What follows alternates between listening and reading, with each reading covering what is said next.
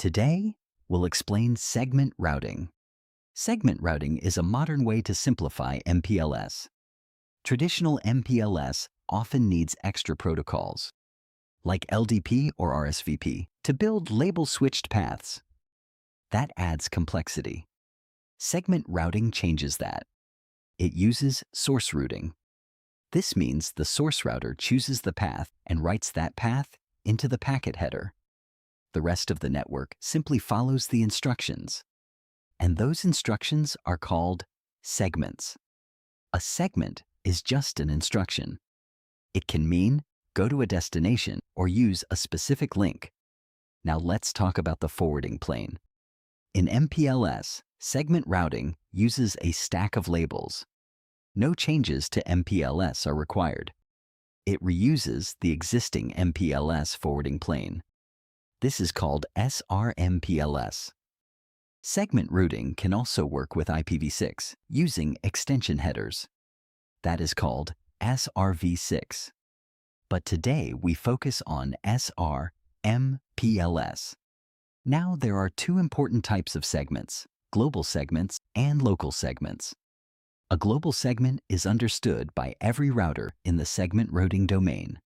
A local segment is understood only by the router that created it. Global segments use something called SRGB. That means Segment Routing Global Block. This is the global label range used in the network. By default, the SRGB is from 16,000 to 23,999. Best practice, keep the same SRGB on all routers. Now let's look at Prefix SID. A Prefix SID is a global segment. It represents the shortest path to a destination prefix. It is distributed by OSPF or ISIS. The label is calculated like this, 16,000 plus the SID index. For example, if router 5 has SID index 5, its label becomes 16,005. That means send traffic to router 5 using the shortest path.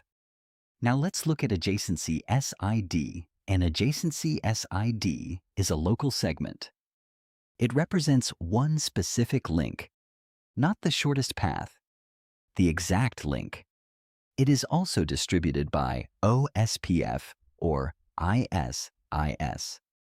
For example, if router 2 wants traffic to use its direct link to router 5, it can advertise an Adjacency SID.